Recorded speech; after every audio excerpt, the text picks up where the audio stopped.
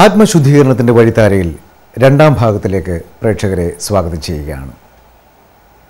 വിശുദ്ധ സഭാ പാരമ്പര്യമനുസരിച്ച് വലിയ നോമ്പിൻ്റെ രണ്ടാം ഞായറാഴ്ച ഗർഭോ അഥവാ കുഷ്ഠരോഗിയുടെ ഞായർ എന്നാണ് വിശേഷിപ്പിക്കപ്പെടുന്നത്. Nagpur saint Thomas theological seminary vice പ്രിൻസിപ്പളും ലിറ്റർജിക്കൽ മ്യൂസിക് ഡയറക്ടറുമായ reverend father Ninan K George ഈ ദിവസത്തിൻ്റെ സവിശേഷതകളെപ്പറ്റി ഒരു ആരാധനാ ഗീതത്തിലൂടെ നമ്മെ ഓർമ്മിപ്പിക്കുന്നു. കരുണാവാരിധി വൈദ്യൻ ഞങ്ങൾ ദീനന്മാർക്ക്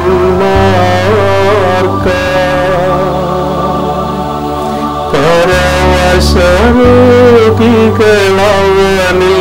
നിന്നും സൗഖ്യം നേടി കുഷ്ഠത്താലെ സ്വജനഭ്രഷ്ടൻ കരുണയിലെന്ന ഗുണനിധിനാഥൻ ദീനനു ശരണം ചികവായേകി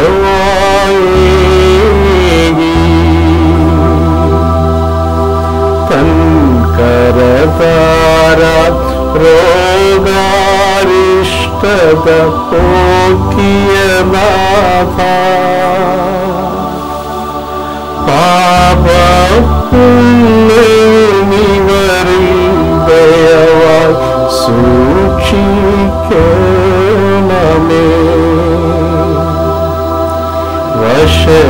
വഷളാമിവരുടെ മിനവും കൃതിയും നീക്കിടേണമേ. മോഹക്കരകളുമായി ചീടുക നിർമ്മലരാവ.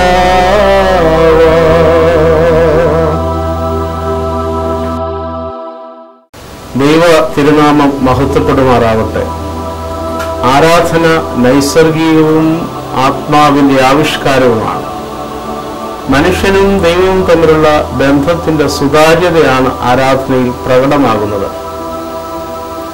മനുഷ്യൻ ദൈവാനുരൂപിയാകുവാനുള്ള സാധ്യതയാണ് ആരാധനയിൽ നമ്മുടെ മുൻപിലുള്ളത്. ഈ പ്രക്രിയയിൽ മനുഷ്യന് ഏറ്റവും സ്വീകരിക്കുവാൻ കഴിയുന്ന ഒരു ഉപാധിയാണ് സംഗീതം. സംഗീതം മാലാഖമാരുടെ ഭാഷയാണ്. ശബ്ദത്തിന് ഈണം നൽകുന്നതാണ് സംഗീതം. സംഗീതം മനുഷ്യജീവിതത്തിൻ്റെ അനുഭവങ്ങളാണ്. മനുഷ്യജീവിതത്തിലെ അനുഭവങ്ങൾ വ്യത്യസ്തമായിരിക്കുന്നത് പോലെ സംഗീതത്തിലും വ്യത്യസ്തതയുണ്ട്. ക്രിസ്തീയ ആരാധനയിൽ സംഗീതത്തിന് വളരെ മുന്തിയ സ്ഥാനമാണുള്ളത്. ആദിമ സഭയിൽ രൂപപ്പെട്ട ആരാധന യഹൂദ പശ്ചാത്തലത്തിൽ വളർന്നു വന്നിട്ടുള്ള ഒന്നാണ്. സുനഗോഗുകളിൽ സങ്കീർത്തനങ്ങൾ ആലപിക്കുന്ന പാരമ്പര്യം യഹൂദന്മാരുടെ പാരമ്പര്യമാണ്. ആ പാരമ്പര്യം കടമെടുത്തതോടുകൂടി ക്രിസ്തീയ ആരാധനയിൽ സംഗീതത്തിന് വലിയ സ്ഥാനം ലഭ്യമായി. ഇന്ത്യൻ ഓർത്തഡോക്സ് സഭ അതിപുരാതനമായ സഭകളിൽ ഒന്നാണ്. പരിശുദ്ധ മാർത്തോമാ ശ്ലീഹായാൽ സ്ഥാപിതമായ ഈ സഭ പിൽക്കാലങ്ങളിൽ, പ്രത്യേകിച്ച് 4-ാം നൂറ്റാണ്ട് മുതൽ 18-ാം നൂറ്റാണ്ട് വരെയും പൗരസ്ത്യ സുറിയാനി സഭയുടെ ആരാധനാ ശൈലിയാണ് അവലംബിച്ചിരുന്നത്. 18-ാം നൂറ്റാണ്ട് മുതൽ ഇന്ത്യൻ ഓർത്തഡോക്സ് സഭ അന്ത്യോക്യൻ സുറിയാനി സഭയുമായി ബന്ധപ്പെടുകയും ആ സഭയുടെ ആരാധനാ ശൈലി സാംശീകരിച്ച് ഇപ്പോഴും മുൻപോട്ട് പോയിക്കൊണ്ടിരിക്കുന്നു. അഷ്ടരാഗങ്ങളിൽ സംഗീതം ചിട്ടപ്പെടുത്തിയിട്ടുള്ള ഒരു സംഗീത സംവിധാനമാണ് സുറിയാനി സംഗീതത്തിനുള്ളത്. ഈ സംഗീതത്തിൻ്റെ പൗരാണികത ഗ്രീക്ക് സംഗീതത്തെക്കാൾ പുരാതനമെന്നാണ് കണക്കാക്കപ്പെട്ടിട്ടുള്ളത്. ഒരു ആരാധനാ വർഷത്തെ വിവിധ കാലങ്ങളായി തരംതിരിച്ചിരിക്കുന്നു. കർത്താവായ യേശുക്രിസ്തുവിൻ്റെ മനുഷ്യാവതാരം തുടങ്ങി ക്രൂശിൻ്റെ മഹത്വീകരണമായിരിക്കുന്ന ശ്ലീബായുടെ കാലം വരെയും അങ്ങനെ വിവിധ കാലങ്ങളിൽ ആരാധനാകാലത്തെ ചിട്ടപ്പെടുത്തിയിരിക്കുന്നു. ഈ കാലങ്ങളിൽ അനുതാപത്തിൻ്റെയും സമർപ്പണത്തിൻ്റെയും പ്രത്യേകമായ ഒരു കാലമാണ് വലിയ നോമ്പിൻ്റെ കാലം. കർത്താവായ യേശുക്രിസ്തു പ്രവർത്തിച്ച ചില അത്ഭുതങ്ങൾ, ശ്രദ്ധേയമായ ചില അത്ഭുതങ്ങൾ, മനുഷ്യ ജീവിതത്തിൽ സമ്പൂർണമായ രൂപാന്തരം ലഭ്യമാകുന്ന ചില അത്ഭുതങ്ങളാണ് നോമ്പുകാലത്തിൽ സഭ ഞായറാഴ്ചകളിൽ മനനം ചെയ്യുന്ന വിഷയം. ഈ വിഷയങ്ങളുമായി ബന്ധപ്പെട്ട കാര്യങ്ങളാണ് ഈ കാര്യപരിപാടിയിലൂടെ നിങ്ങളുടെ മുൻപിൽ അവതരിപ്പിക്കുന്നത്. സമൂഹം അകറ്റി നിർത്തിയ കുഷ്ഠരോഗിയെ അരികിലണച്ച് രോഗസൗഖ്യം നൽകി ആശ്വസിപ്പിച്ച കരുണാമയനായ ദൈവം ആധുനിക ലോകത്തെ ഗ്രസിച്ചിരിക്കുന്ന എല്ലാ ദോഷങ്ങളിൽ നിന്നും നമുക്ക് മോചനം നൽകട്ടെ എന്ന് പ്രാർത്ഥിക്കാം.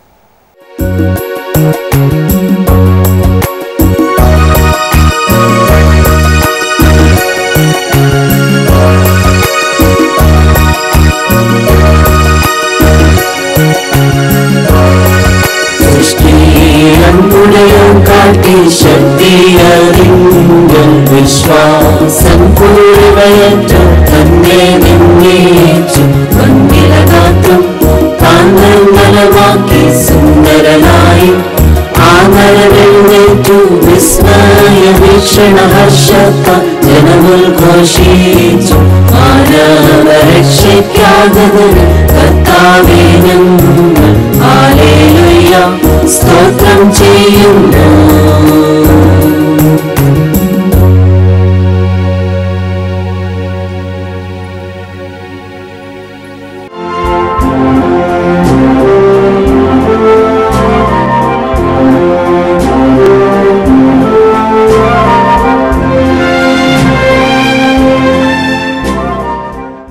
മലങ്കര സഭയുടെ ശക്തിയും ഭാവി പ്രതീക്ഷയുമായ മലങ്കര ഓർത്തഡോക്സ് ക്രൈസ്തവ യുവജന പ്രസ്ഥാനത്തിൻ്റെ പ്രസിഡന്റും തൃശൂർ ഭദ്രാസനാധിപനുമായ ഡോക്ടർ യൂഹാനോൻ മോർ മിലിത്യോസ് മെത്രാപ്പോലിത്ത മലങ്കര സഭ ഈ നോമ്പിൻ്റെ നാളുകളിൽ എങ്ങനെ മുന്നോട്ട് നയിക്കപ്പെടണം എന്നതിനെക്കുറിച്ച് വിശദീകരിക്കുന്നു.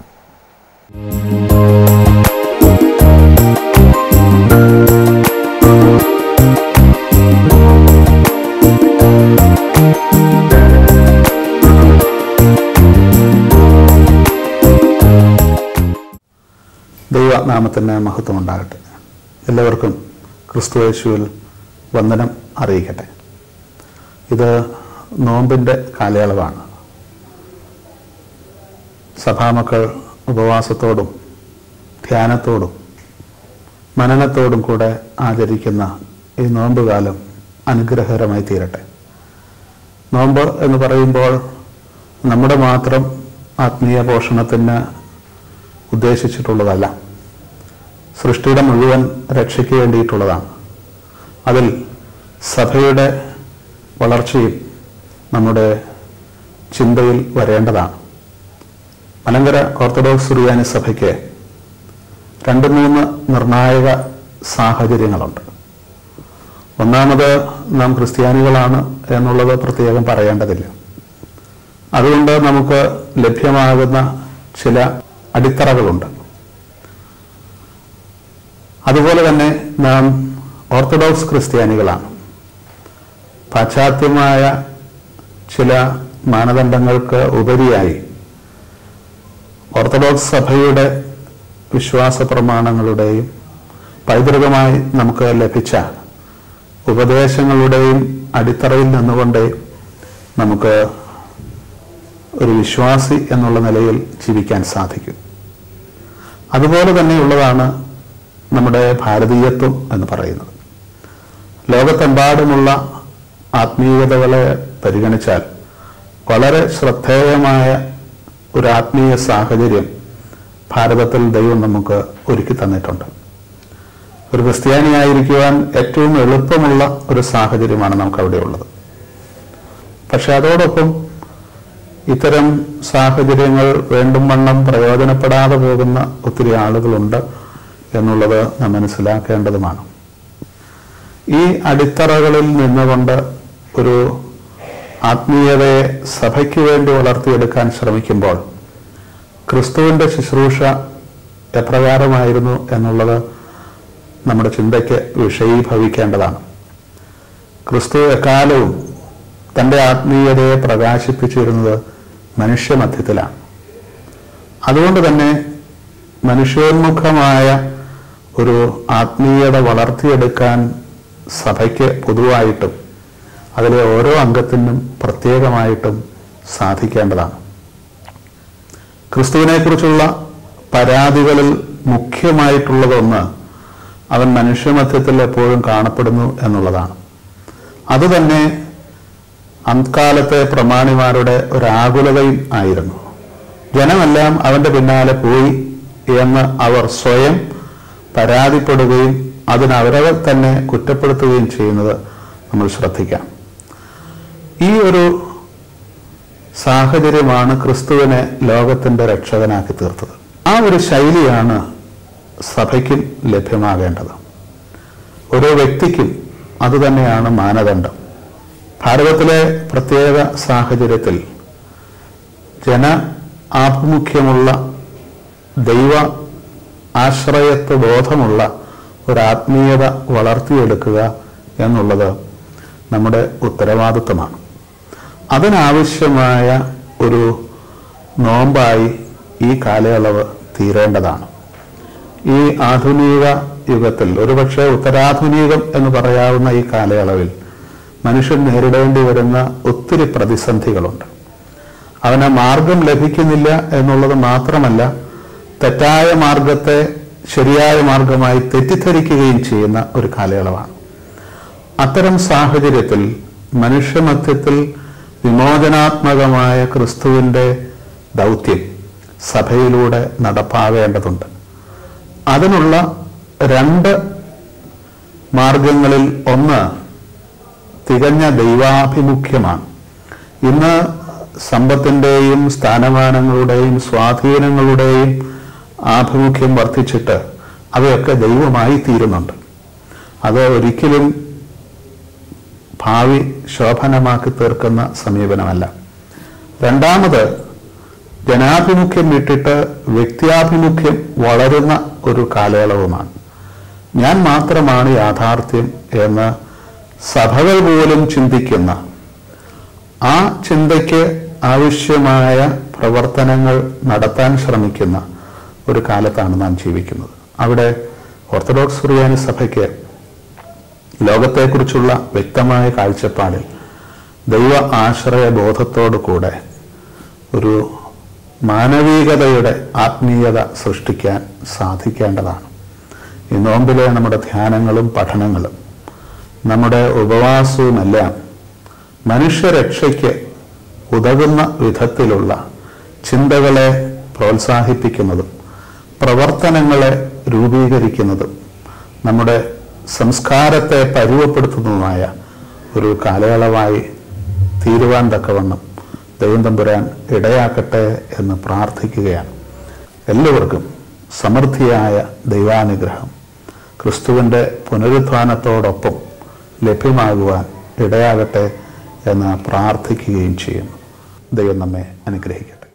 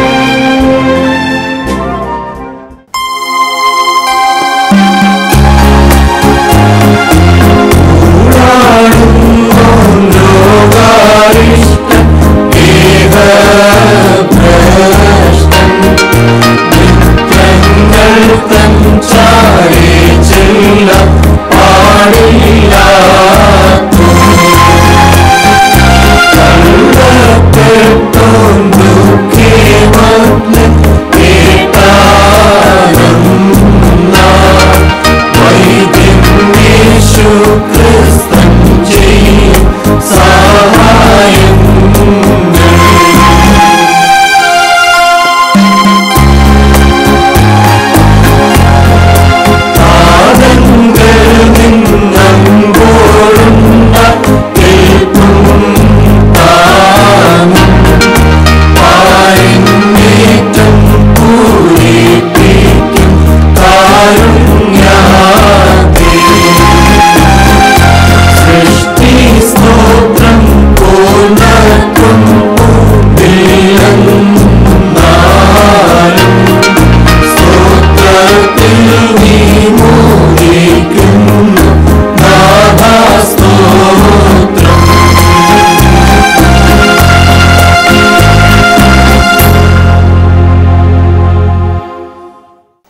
വലിയ നോമ്പിൻ്റെ രണ്ടാമത്തെ ഞായറാഴ്ച ആരാധനാക്രമത്തിൽ വായിക്കപ്പെടുന്ന സുവിശേഷ ഭാഗം സഭാ പാരമ്പര്യത്തിൽ അധിഷ്ഠിതമായി ഇന്നത്തെ കാലഘട്ടത്തിന് അനുസൃതമായി Sasthamkotta saint Basil Bible college vice principal reverend father Joji K Joy വ്യാഖ്യാനിക്കുന്നു.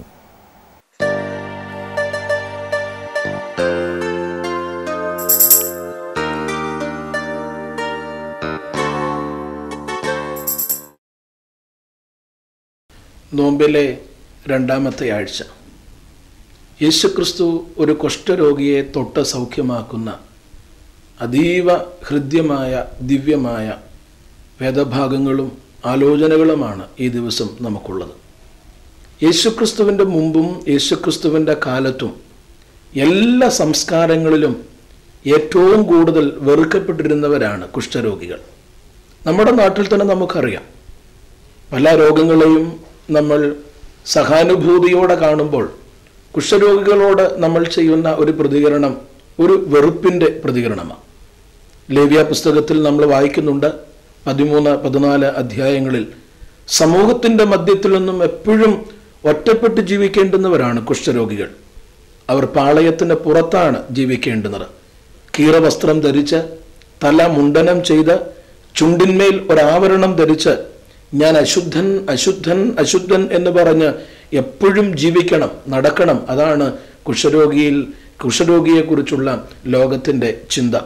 ഒരു തരത്തിൽ പറഞ്ഞാൽ ഒരുതരം ഒറ്റപ്പെടൽ, ഐസൊലേഷൻ. ഒറ്റപ്പെടലാണല്ലോ മനുഷ്യ ജീവിതത്തിൻ്റെ മാനസികമായ സംഘർഷങ്ങൾക്ക് ഏറ്റവും പ്രതിസന്ധിയുള്ളത്.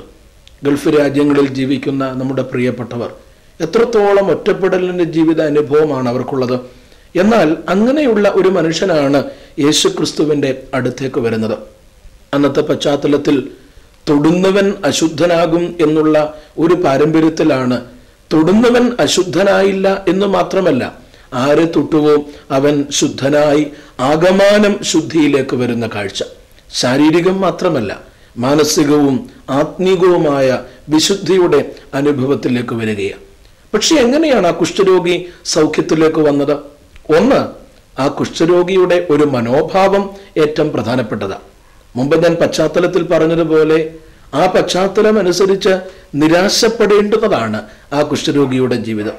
സകലത്തോടും വിദ്വേഷം ഉണ്ടാകുന്ന, ഒരുതരം അക്രമ വാസന ഉണ്ടാകുന്ന, ഒരുതരം ഉൾവലിയലിൻ്റെ സർവത്തോടും എതിർപ്പുള്ള നിസ്സംഗ മനോഭാവമുള്ള ഒരു ജീവിതം. അതാണല്ലോ നമുക്കും ഉണ്ടാകുന്നത്. ഒറ്റപ്പെടലുകളുടെ മധ്യേ നമ്മളും ഉൾവലിയുന്ന ഒരവസ്ഥയുണ്ടാകും. കേരളത്തിൽ ആത്മഹത്യകളുടെ നിരക്കുകൾ കൂടുന്നതിൻ്റെ കാരണവും അതുതന്നെയാണ്. പക്ഷേ ഈ കുഷ്ഠരോഗിയുടെ ആറ്റിറ്റ്യൂഡ്, അവൻ്റെ മനോഭാവം ഏറ്റവും പ്രധാനപ്പെട്ടതാണ്. ഒന്നാമതായി വിനയാന്വിതനായി അവൻ ദൈവത്തോട് ഇടപെടുകയാണ്.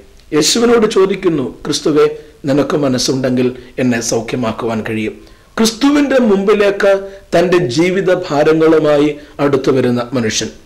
രണ്ടാമതായി ആരാധനാപൂർവമായ ഒരപേക്ഷയാണ് അവൻ ദൈവത്തോട് പറയുന്നത്. എനിക്ക് യോഗ്യതയില്ല, പക്ഷെ നിനക്ക് സാധിക്കും. നിനക്ക് സാധിക്കുന്നത് കൊണ്ട് നീ എന്നെ അനുഗ്രഹിക്കണമേ, ഞങ്ങളാകേണ്ടുന്നത് പോലെ ഞങ്ങളെ ആക്കണമേ എന്ന് പറയുന്ന പൗരസ്ത്യ പിതാക്കന്മാരുടെ ജീവിത ദർശനം. മൂന്നാമതായി എൻ്റെ രോഗത്തിൻ്റെ സൗഖ്യത്തിന് ദൈവത്തിന് മാത്രമേ, ക്രിസ്തുവിന് മാത്രമേ ഇടപെടുവാൻ സാധിക്കുകയുള്ളൂ എന്നുള്ള ചിന്ത. ചോദ്യം ചെയ്യപ്പെടാത്ത വിധേയത്വമാണ് ആ മനുഷ്യന് ഉള്ളത്. ജീവിതത്തോടുള്ള അവൻ്റെ മനോഭാവമാണ് അവൻ്റെ ജീവിതത്തിൽ മാറ്റമുണ്ടാക്കിയത്. പ്രിയപ്പെട്ടവരെ, ജീവിതത്തെക്കുറിച്ചുള്ള നമ്മുടെ മനോഭാവം എന്താണ്? നമുക്ക് ജീവിതത്തിൻ്റെ നീളം കൂട്ടുവാൻ ഒരുപക്ഷെ സാധിക്കുകയില്ല, പക്ഷേ ഉയരവും ആഴവും നമുക്ക് കൂട്ടാം. അതുകൊണ്ട് നമ്മുടെ ജീവിതത്തിലും നമ്മുടെ മനോഭാവം വളരെ ക്രിയാത്മകമായി, സൃഷ്ടിപരമായി നമ്മുടെ ഉൾവലിയുവാനുള്ള ഒരവസ്ഥയല്ല. നാം നശിച്ചു പോകുന്ന തലങ്ങളിൽ പോലും നമ്മെ കാക്കുന്ന ഒരു ദൈവമുണ്ടെന്നും ആ ദൈവത്തിൻ്റെ അടുക്കിലേക്കുള്ള നമ്മുടെ കടന്നുവരവും നമുക്ക് സാധ്യമാകുമോ? ഇവിടെ യേശുക്രിസ്തുവിൻ്റെ ഇടപെടലും നമ്മൾ വളരെ ഏറെ ഹൃദ്യമായി, ഹൃദയസ്പർശിയായി മനസ്സിലാക്കേണ്ടുന്നതാണ്. അനുഭാവപൂർണമായ ഒരു സമീപനമാണ് യേശുവിനുള്ളത്. നമുക്ക് പലപ്പോഴും ഉണ്ടാകുന്നത് സഹതാപമാണ്. ലോകത്തിൻ്റെ ദുഃഖങ്ങളിൽ, മനുഷ്യൻ്റെ പ്രതിസന്ധികളിൽ സഹതാപം നമുക്കുണ്ടാകും. ആംഗലേയ ഭാഷയിൽ സിമ്പതി എന്ന് പറയും. ഇന്ന് പലപ്പോഴും ലോകത്തോട് സിമ്പതിയാണ്, എന്നാൽ ഉണ്ടാകേണ്ടുന്നത് എമ്പതിയാണ്. അനുഭാവപൂർണമായി നമുക്ക് അതിനോട് ഒന്ന് സമീപിക്കുവാനുള്ള നന്മ. യേശുക്രിസ്തുവിന്റെ പ്രത്യേകത നമ്മുടെ കാര്യങ്ങളിൽ നമ്മളെക്കാൾ കൂടുതൽ താല്പര്യത്തോടെ അവിടുന്ന് ഇടപെടുന്നു എന്നുള്ളതാണ്. അതുകൊണ്ടാണ് ആ കുഷ്ഠരോഗിയെ അവിടുന്ന് സ്പർശിക്കുന്നത്. വേലിക്കെട്ടുകൾ തകർത്തുകൊണ്ടുള്ള ഒരു സ്പർശനമാണ് യേശുക്രിസ്തു അവിടെ നടത്തുന്നത്. യേശു ഒരിക്കലും തൊടുവാൻ അർഹതയില്ലാത്ത മനുഷ്യനെ തൊടുകയാണ്. Jesus touch the untouchable. നമ്മുടെ ജീവിതത്തിലും അങ്ങനെയാ. ലോകത്തിന്റെ മുമ്പിൽ ആരും തൊടാനില്ലാത്തപ്പോൾ നമ്മെ തൊടുവാനും നമ്മോട് സ്വാന്തനം പറയുവാനും നമ്മെ സ്നേഹിക്കുവാനും ഒരു ദൈവമുണ്ട്. പക്ഷെ അതേപോലെ തന്നെ അവിടുന്ന് കൽപ്പനകളെ ആചരിക്കുവാൻ പ്രേരിപ്പിക്കുന്നുമുണ്ട്. പലപ്പോഴും കൽപ്പനകൾ ആചരിക്കേണ്ടുന്നതല്ല എന്നുള്ളതാണ് നമ്മുടെ ചിന്ത.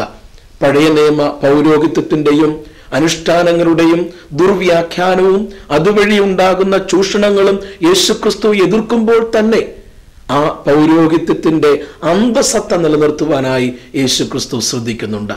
അതുകൊണ്ടാണ് യേശു പറയുന്നത്, തൊട്ടു സൗഖ്യമാക്കിയിട്ട് നീ പോയി നിന്നെ തന്നെ പുരോഹിതന് കാണിച്ചു കൊടുക്കുക. കാലിക പ്രസക്തിയുള്ള ഒരു ചിന്തയായത്.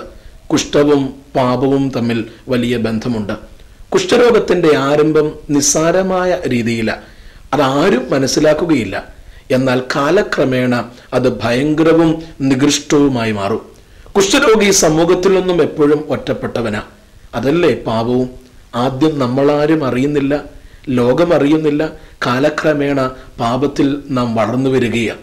പാപം നമ്മളെ കീഴ്പ്പെടുത്തുകയാണ്. അവസാനം ദൈവരാജ്യത്തിൽ നിന്നും നാം ഒറ്റപ്പെട്ടവനായി മാറും. കേൾക്കുന്ന പ്രിയപ്പെട്ടവരെ, നമ്മുടെ ജീവിതത്തിൽ കുഷ്ഠരോഗം പോലെ പാപത്തിന്റെ അവസ്ഥകൾ, ജീവിതത്തിൽ നിന്നും നമ്മെ തള്ളി നീക്കുന്ന പാപത്തിന്റെ അവസ്ഥകൾ ഉണ്ടെങ്കിൽ യേശു പറയുന്നു, എൻ്റെ അടുക്കലേക്ക് വരിക, ഞാൻ നിന്നെ സൗഖ്യമാക്കാം. മനസ്സോടെ നിൽക്കുന്ന ഒരു ദൈവം, മനസ്സോടെ നമ്മെ സൗഖ്യമാക്കുവാൻ, നമ്മുടെ ഡിസൈഴ്സിനെല്ലാം ദൈവത്തിന്റെ നന്മ തരുവാൻ ദൈവം ആഗ്രഹിക്കുന്ന ഒരു ദൈവം. അവന് നമുക്ക് കാണാമോ? ഈ നോമ്പിന്റെ കാലഘട്ടങ്ങളിൽ അതാകട്ടെ നമ്മുടെ ജീവിതത്തിന്റെ അനുഗ്രഹവും അനുഭവവും.